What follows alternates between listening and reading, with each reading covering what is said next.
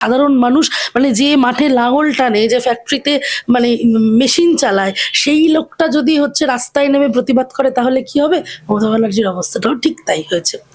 উনি নির্বাচনের আগে হচ্ছে আসলে ২০১১ সালে যখন সরকারে এসেছিল না, তখন মানুষকে এটা বুঝিয়ে এসেছিল যে বামপন্থীরা খারাপ। এবং এটা তো অস্বীকার করার কোনো জায়গা নেই যে যে কোনো সরকার একটানা যখন চলে, একটানা যখন চলতে থাকে বা কোনো জায়গায় কাজ করছে থাকে, এবার দেখো আমি যদি কাজ করি আমার কিছু ভুল ত্রুটি হয়ে যায়, সেইটা থেকে হয়তো তোমাকে বুঝিয়েছিল, কিন্তু আজকের দিনে দাঁড়িয়ে একটা সরকার যখন চলতে আরম্ভ করেছে, মানুষ দেখছে প্রথম দিন থেকে সে খালি ত্রুটিই করে আসছে, সে কাজের নামে ত্রুটি করছে। মানুষ কিন্তু সেটা আর বিশ্বাস করতে চাইছেন না।